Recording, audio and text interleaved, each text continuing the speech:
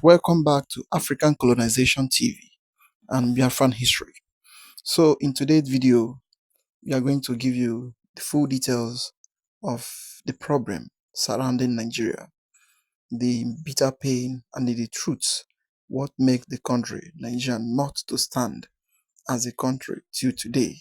There have been a serious problem, fighting, division, wars, and in fact, a lot of problem happening in the country due to the way the colonial masters, the way the British, and the way the people uh, merge the countries together without proper negotiation.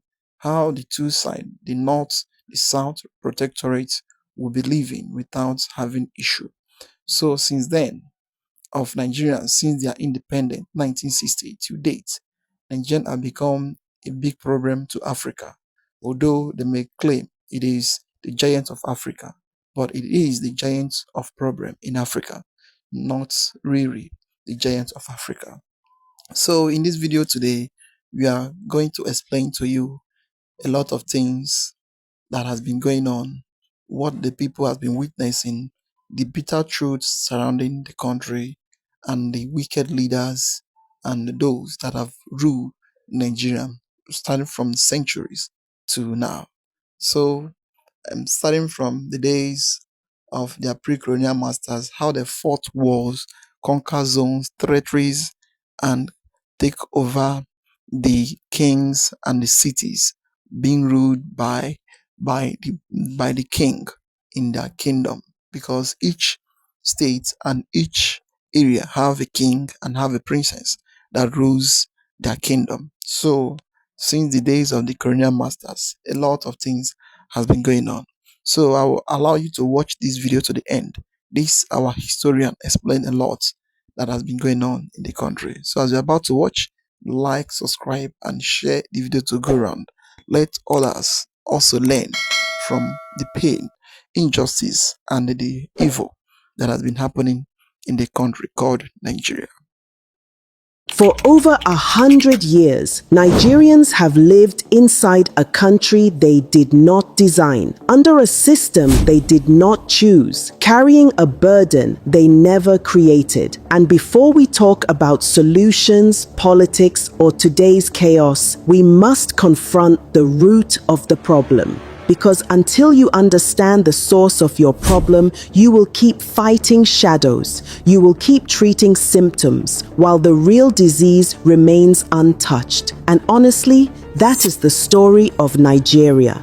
The story usually begins with Lord Lugard, but the truth is deeper than that. The real foundation of Nigeria was laid by a British businessman named Sir George Goldie. The land we now call Nigeria was never the chaotic, fragmented space people see today. Long before the advent of colonialism, this region had established strong kingdoms, functioning political systems, thriving economies, well-organized militaries, a history of centuries-long international trade, and highly developed cultures. The Benin Empire maintained diplomatic relations with Portugal as far back as the 1400s. Its bronze casting remains so advanced that European historians still struggle to explain it. The Oyo Empire ran a structured tax system and a standing army feared across West Africa. The Kanem-Bornu Empire existed for nearly a millennium, with its own foreign policy, diplomatic networks, and military intelligence. Igbo communities practiced a decentralized republican system, a democratic structure built on consultation, accountability, and the wisdom of elders. This region was not backward, it was not primitive, and definitely was not broken. But everything changed when one man, not a king, not a colonial governor, but a businessman, set his eyes on the Niger region. His name was Sir George Dashwood Taubman Goldie, and his ambition would reshape the lives of millions who did not even know he existed. Decades before Lord Lugard arrived, Sir George Taubman Goldie had already carved out Nigeria as a business empire, not a nation. Goldie rose to prominence in the late 1870s during the ruthless European competition known as the Scramble for Africa. The Niger River, rich in trade opportunities, had become the battlefield for British, French, and German companies fighting over palm oil, the black gold of Europe. Most traders wanted profit. Goldie wanted monopoly. Instead of competing, he absorbed every British firm operating along the Niger River. Through mergers, buyouts, and aggressive tactics, he formed the United African Company in 1879. This later became the National African Company, and by 1886, after crushing competition, Goldie received a royal charter. That charter transformed his company into the Royal Niger Company, RNC. And with that single document, Goldie stopped being a businessman. He became a ruler. The RNC was granted alarming powers, the authority to raise armed forces, sign treaties, collect taxes, administer justice, and control vast territories. Millions of people suddenly found themselves under the rule of a corporation, not a government. Goldie sent agents like Joseph Flint, David McIntosh, and Major Claude MacDonald to local rulers with contracts written in dense English legal jargon they could not even read or understand. The chiefs believed they were signing trade agreements. But in reality, they were signing away their sovereignty. And where persuasion failed, violence followed. Villages that resisted were burned. Leaders were captured or exiled. Trade routes were taken by force. Under Goldie, the Niger region became an economic machine feeding the British Empire. Through forced labor, price manipulation, and the destruction of indigenous markets, palm oil, ivory, rubber, hides, cola nut, and later tin were exported in massive quantities. Everything valuable was extracted. For nearly 20 years, Nigeria was owned by a corporation. While this was happening, rival European powers were watching. The Berlin Conference of 1884 to 1885, led by German Chancellor Otto von Bismarck, formalized the Scramble for Africa, and Goldie represented British interests there personally. He negotiated boundaries with France and Germany, not with Nigerians. These lines drawn in European conference rooms became the borders that modern Nigeria still uses today.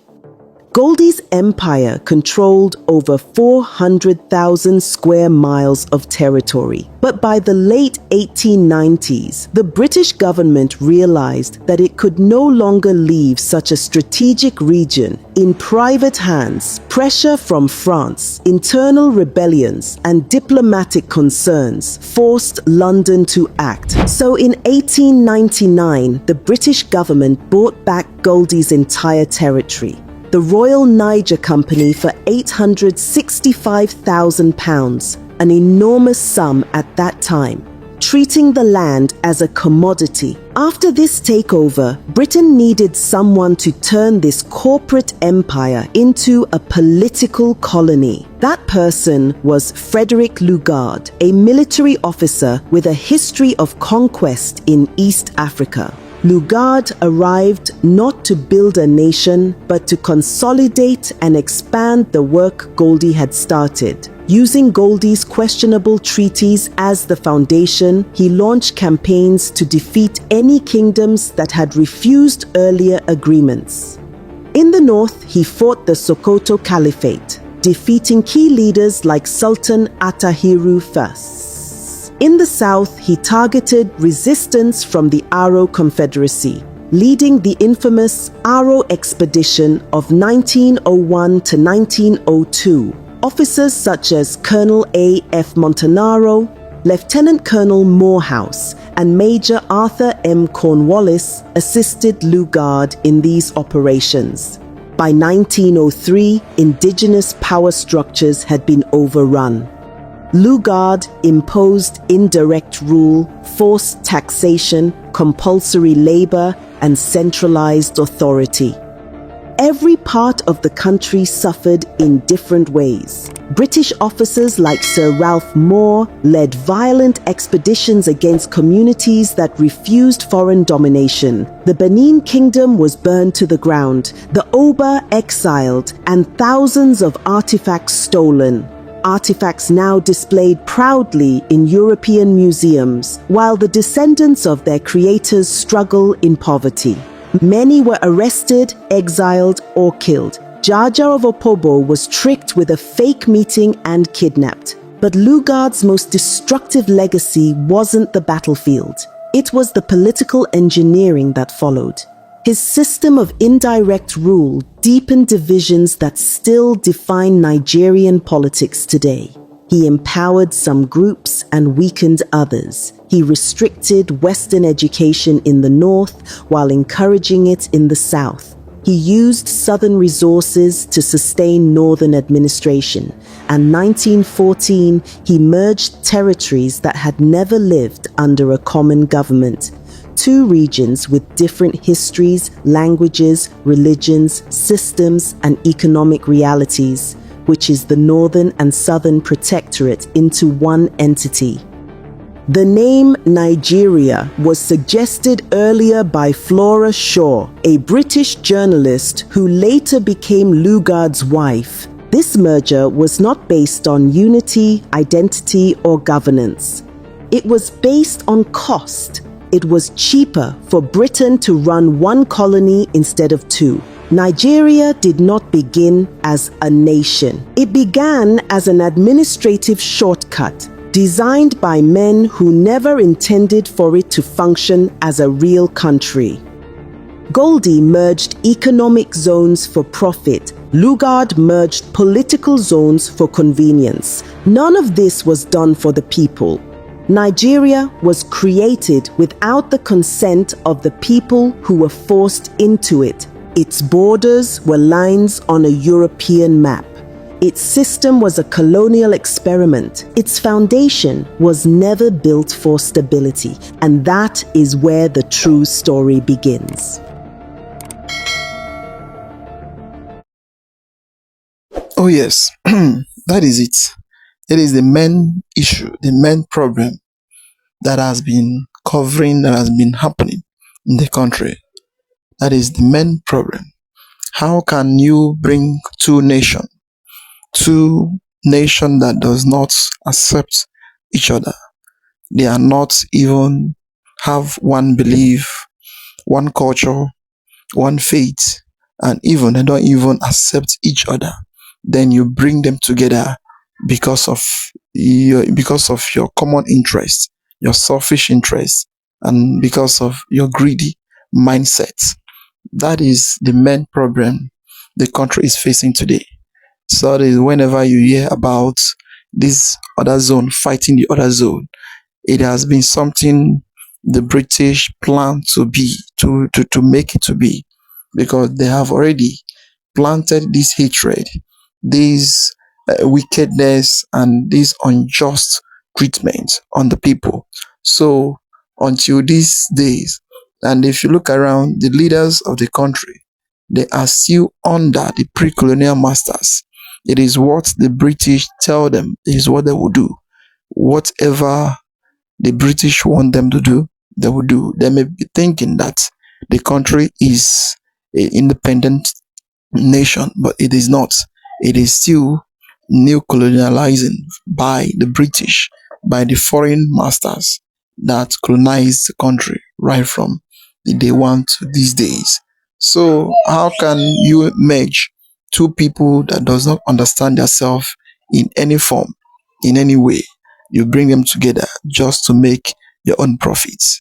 And since then, they have fought wars, they have fought mans, they have killed, and they have destroyed many things in the name of the nation to be one. But still, the nation have never in one day become a one nation. And every day they keep claiming that the nation is one, but still it is not one. The nation have caused so many trouble in the African continent and in the world, but still, the British that colonized the country, that joined the people together, they have nothing. They have not seen anything. What they are after, it is again, it is their how to be milking their the oil down in the south, and how to be getting their resources, the cash crop upper in the north. That is what they are after of. So in a country where everything, the injustice and the killing and the manipulation and evil that is happening days and nights, so how can that country progress? It is what Nigeria is suffering, and it is what they are doing today that makes the country nothing like progress, nothing like success, and nothing like anything movement.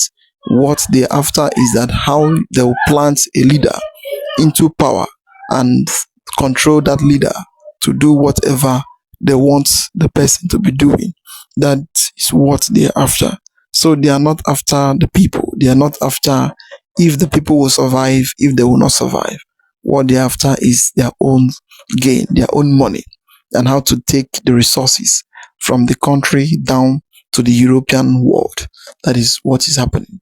So, my people, I will allow you to comment down below, like, share, and make sure you comment down below. What do you think about the thing going on in the country? So, in our episode, we are going to give you the real truths and the real details, things going on in the nation. And we have a lot of video that will explain to you things happening in Africa and other things going on in West and also in the Central Africa. So like, comment, and share. Thank you for watching.